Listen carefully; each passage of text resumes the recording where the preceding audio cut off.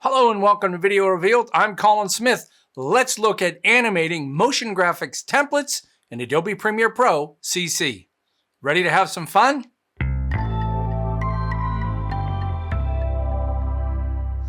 All right, I really mean this. This animation stuff is a ton of fun. You can make your graphics really make your video look original and interesting. And it doesn't take a lot of work.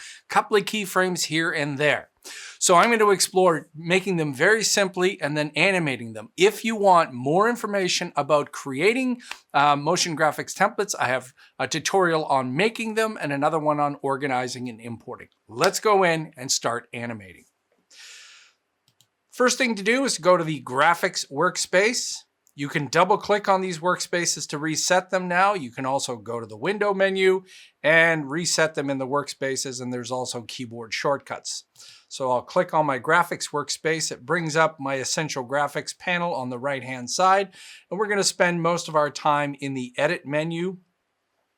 And when we create a motion graphics template, it's going to show up in the timeline on the top available track.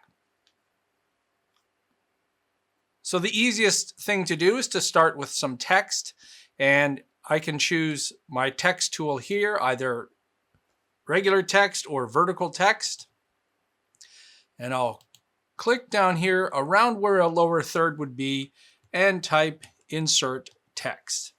Now, as I've shown in the creating motion graphics templates in the essential graphics panel is where you can change your type. You can also change things in the effects control panel. If you don't see the effects control panel, go to the window menu and look for effects controls. Not effects, effects controls. All right. Most of what we're going to be doing will be in the effects control panel, although you can click on these buttons here to set a keyframe.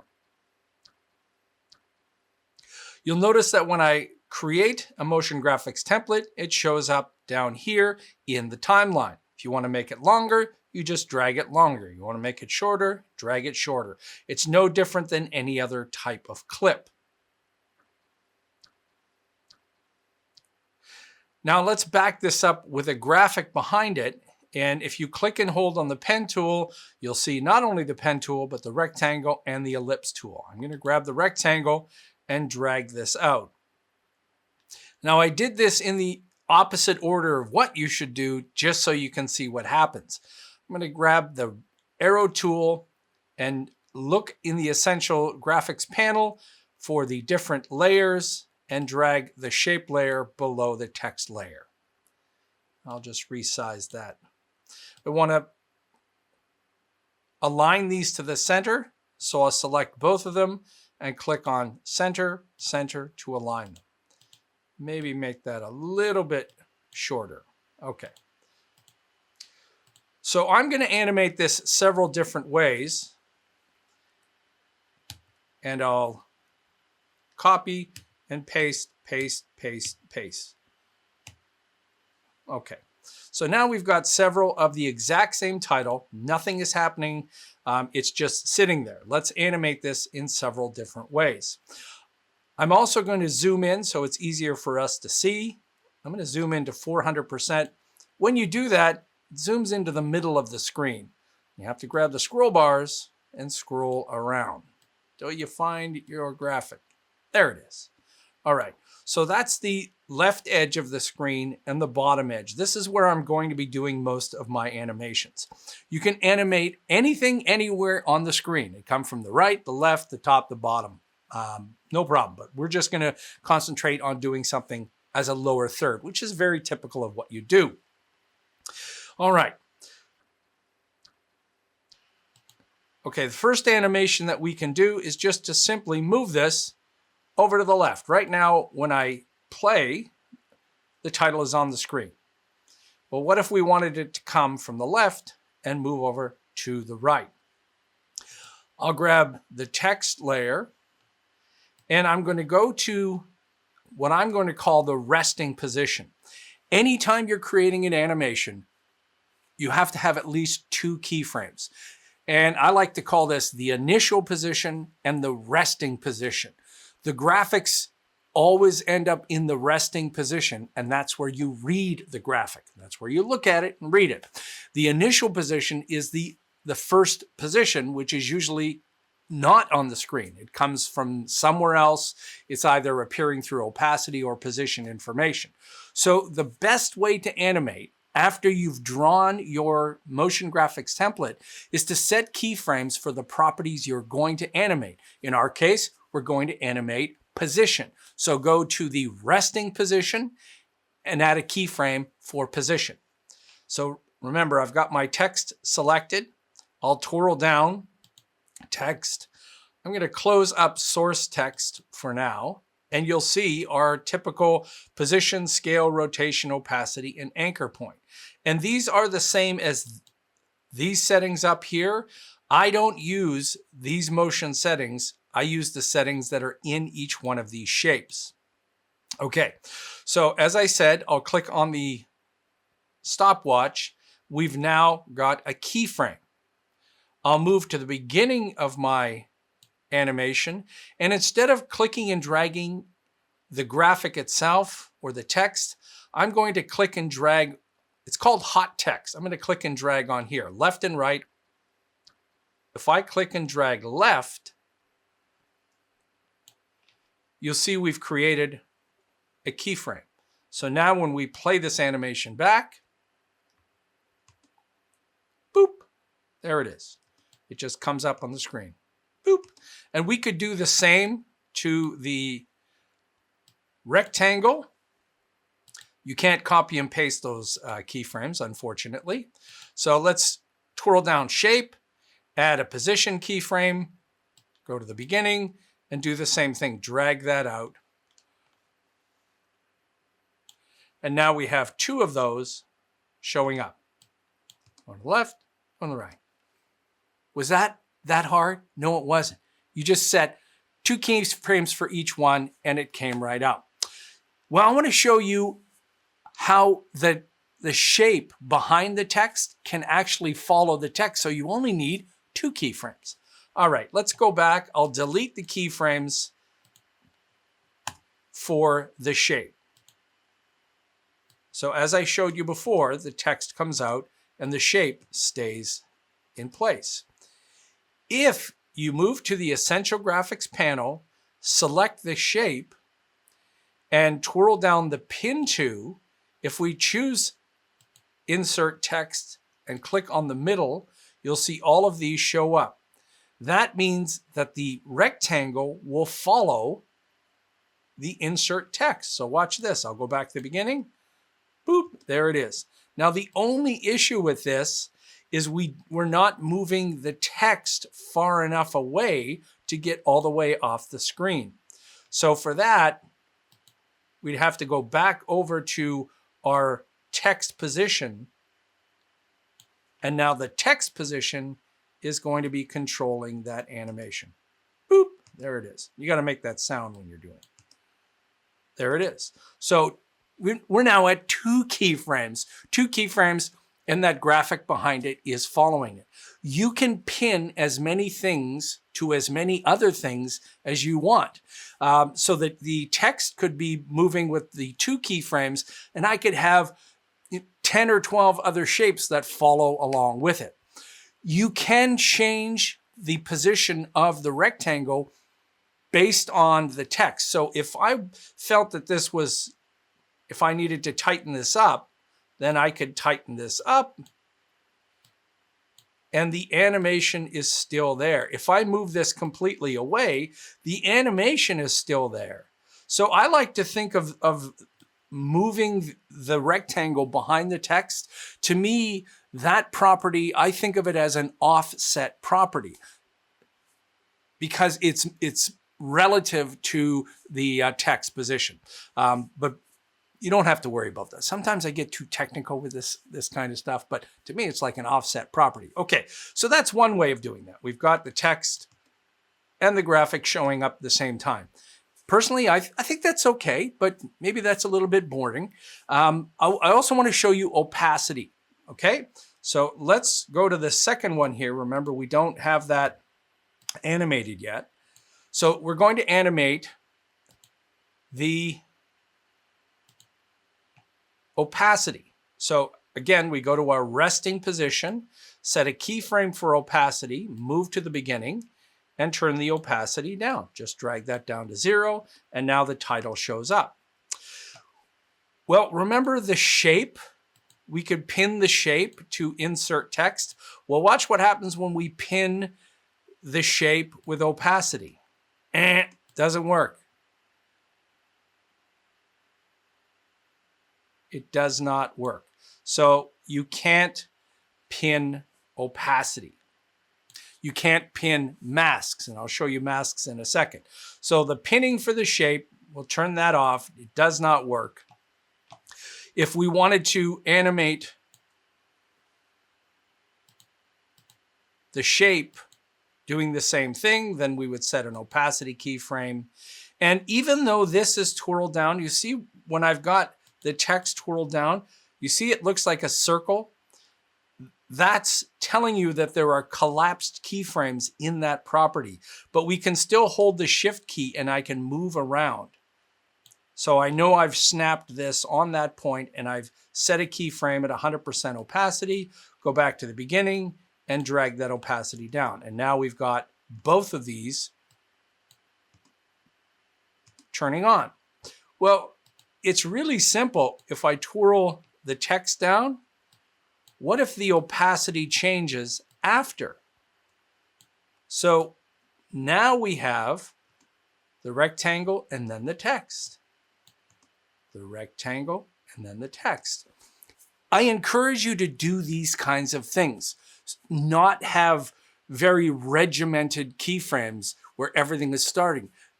Just move a keyframe a little bit later or a little earlier, and it all of a sudden has a little bit more interest to it. Okay, so let's move on to doing this yet another way. Okay, let's scale this. And we can do the same thing as before. We can change the scale property. Now, this is where we get into anchor points. Okay, you're going to have to embrace anchor points. What is an anchor point? Everything has an anchor point. So if you've never even worried about it until then, you've been dealing with anchor points in their default position all the time. But in animation properties, you always have to be conscious of the anchor point. The anchor point is the position at which the animation occurs. When things are moving, the anchor point is less critical. When they're scaling and rotating, that's when it's important. When I click on the text, you'll see that little shape there. That's the anchor point. And right now I have my snap graphics on. So when I put that in the middle of the text, if I scale the text, it's going to scale from the middle. If I move the anchor point to the top, now when I scale this, it's going to scale from the top. The default is to scale it from the bottom, and you'll see what that looks like. It scales up from there. Okay, so let's combine these together. So again, I'll go to my resting position. I'm going to use a position keyframe for the rectangle. Boop. And then once the rectangle comes out here, I've got a second resting position. So the first resting position of my rectangle is when it shows up here. The text will show up later.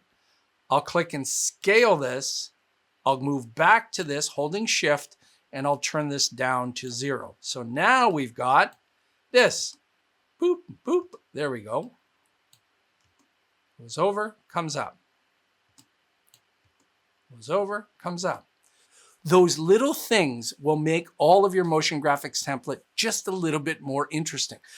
Two different animations, two completely different animations happening on one graphic. All right, so far so good? All right, let's take it up a notch. Let's still make the shape move in from the left. So again, initial position, resting position for the rectangle, and then we'll move it out to the left. Okay, so that's the first one, resting position. Now let's make the text look much more interesting. And we'll do that using a mask. Okay. When you twirl down any of these motion graphics properties, when you twirl these down, you'll see these three controls for creating a mask. I'm going to create a 4-point polygon mask, and when you click on it, it actually shows up in the middle. So if we're zoomed in at 400%, we're not going to see it. I'm going to have to go to Fit and then drag that down. I'll go back to zooming in. And when I zoom in, it zooms in on the middle. So I'm going to have to use my scroll bars. Okay, so the dotted line you're looking at is the mask feather. I'm going to turn that down to 0. There are no corner points to drag this around. So you're going to have to drag around these 2 points, click and drag, and I'm holding the Shift key as I'm dragging up. Okay, so let's look at what a mask does. The default setting for a mask shows the text inside the mask, but we want to animate that. So if you move the mask to the top, and if we invert the mask, so now we have the opposite. Now, whatever is outside of the mask is showing. So that's hidden there. So we place our mask right on the edge here. We'll go to the text property, position property. We'll go to the resting position and add a position keyframe. I'll hold the Shift key down and go back to the resting position of the rectangle. And I'm going to drag the position up. Now let's look at this. Boop, boop. We'll look at it again. Whoa, that's totally cool. So the text looks like it's coming from some unknown place inserted. This is an incredibly popular type of lower third title animation. You see it everywhere, and I think it looks really cool. So it's just a mask inverted. Well, let's change this to the opposite. Let's leave the text in place and animate the mask. Okay? All right, so for this one, I'm going to copy what we have and paste it. Okay, so remember we animated the position. So if I click on the stopwatch, it's going to remove the keyframes for that. I'll select the mask. I'll turn off invert. So now only what's in the mask is showing. We're going to animate the position of the mask. Okay, so there's the resting position. And I'll add a keyframe for mask path. I'll go back to the resting position of the rectangle and select the mask again and move the mask up. So now let's look at this animation. And I'll deselect everything so we can see a cleaner version of this. Whoop. Oh, look at that. Whoop. Very cool. Whoop. So now the text gets revealed inside. If you wanted to, because I know you're probably thinking that, let's go back over to this position and I'll delete this keyframe. What if you wanted to reveal the text? So if I select the mask, click and then hold Shift down, I can do this. So I'll move the mask over here and now the mask is revealing the text. Ooh, this one's cool.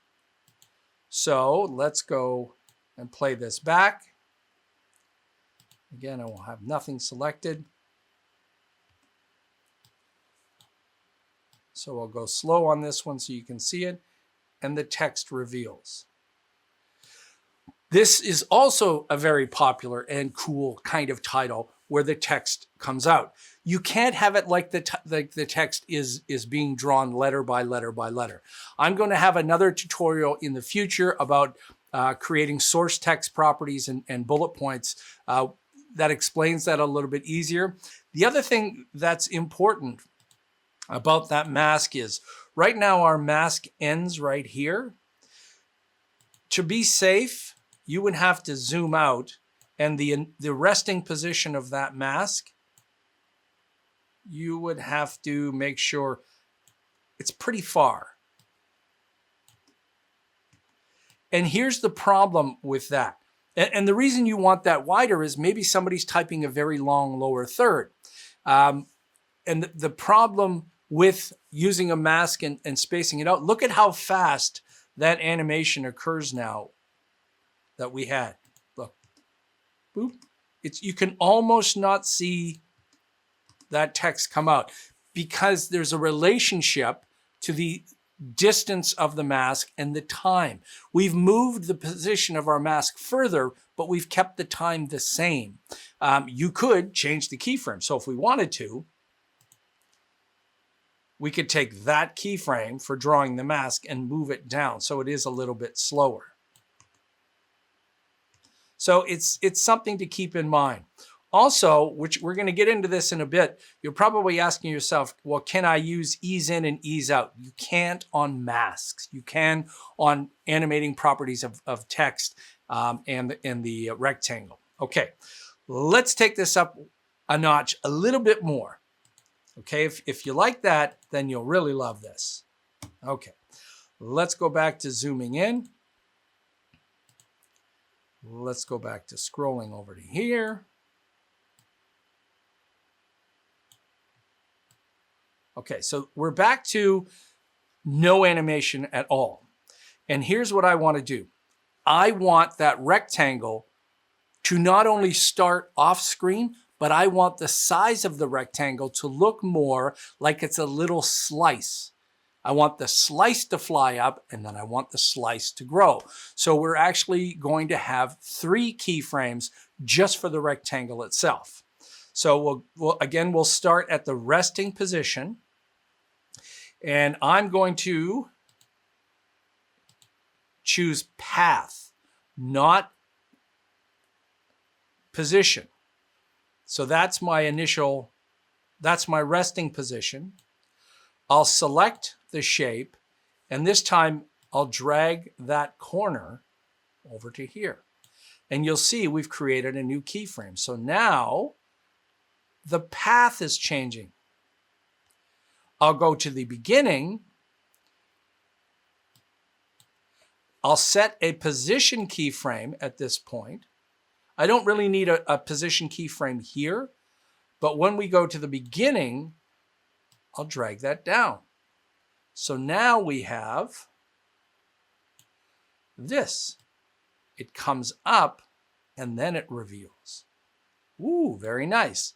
And let's add a mask to that source text, just like before. You know what? Okay. Remember, we've got to put that darn mask all the way back down there again. So let's zoom back into 400%. Remember, take the feather off. And I'll just drag that up for right now. Go to my resting position for my text. Position information there. Move back and move that down. Oh, got to make sure that I invert that mask. Invert that mask.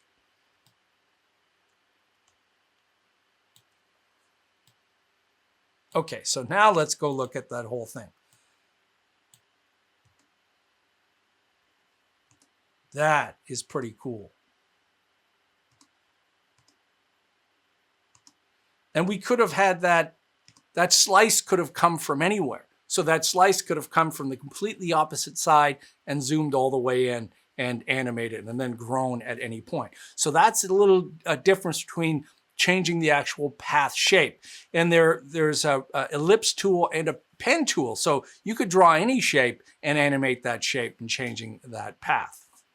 You can also import any graphic, image, vector, or video into this title. So let's bring in something else, animate that, and have the text grow out of that. Okay. So in the Essential Graphics, I'll click and I'll select from file. You can also drag from the bin. So I can drag my popcorn in if I want. But I also want to show you that you can click here and import from a file. It's the same thing. I'm going to bring in some popcorn. I'll select my popcorn, scale this down, and position that over here. So let's zoom back in.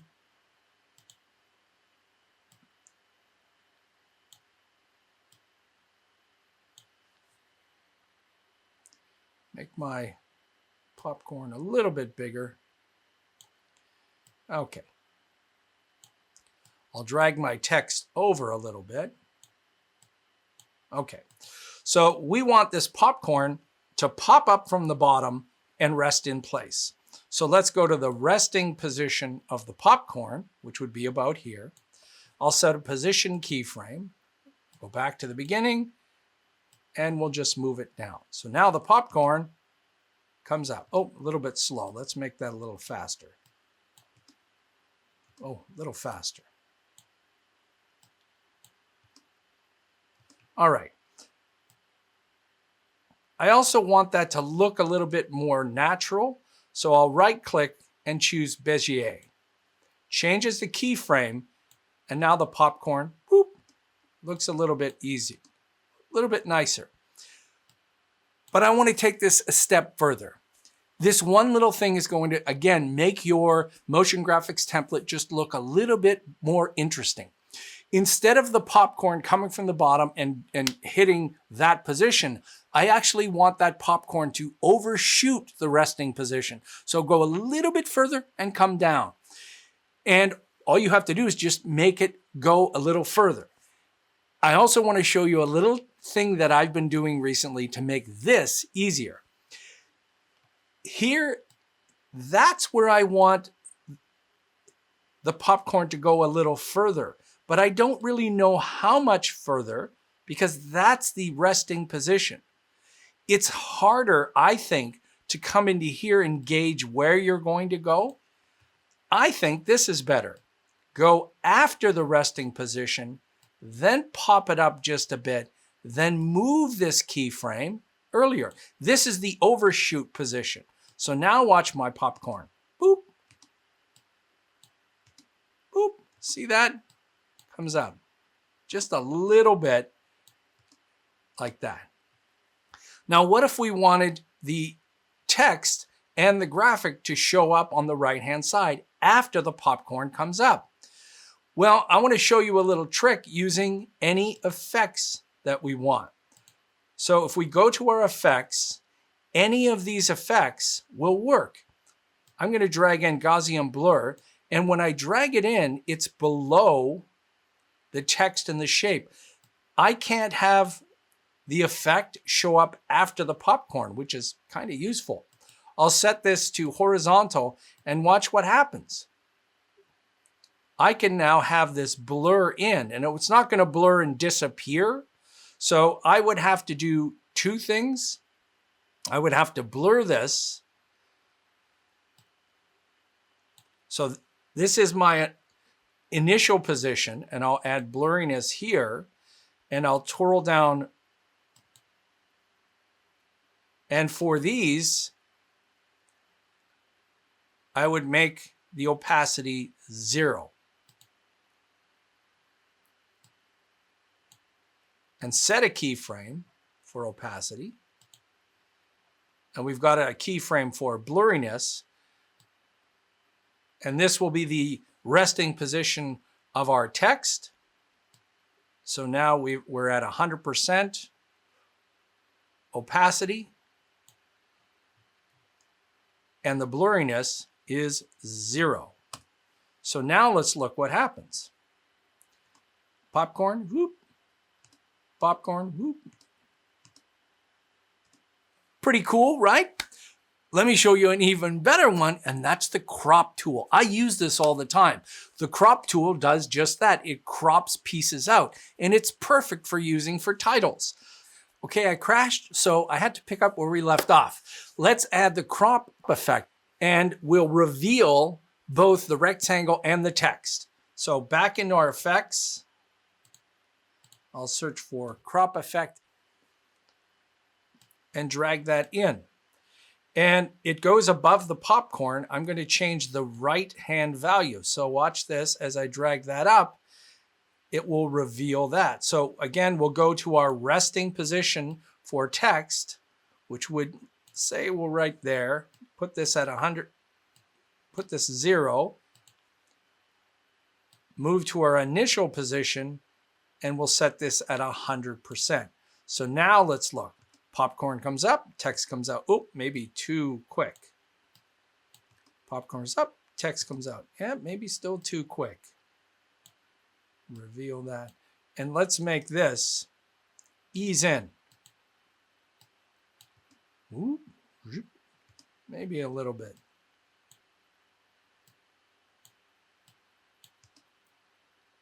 There it is. Popcorn comes up, and there it pops out. And now we can save this, right-click on it, export as a motion graphics template. I'll call this popcorn.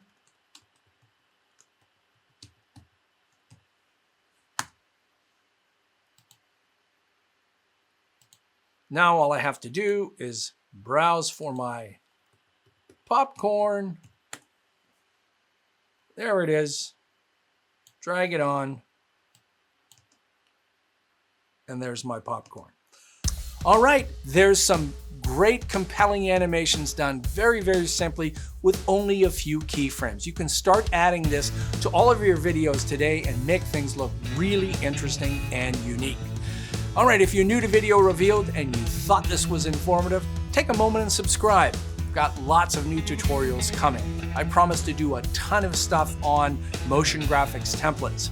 If you want to support us a little bit more, and here's another motion graphics template. By the way, you noticed the blue line that came out first? It was below the crop effect, and the crop effect got rid of everything else. It reveals it, and then it closes it off. Okay, if you want to support us a little bit more, then you can do that through PayPal, either a one-time or monthly donation. Till next time, I'm Colin Smith, and it's my job to get you and your motion graphics templates looking their best.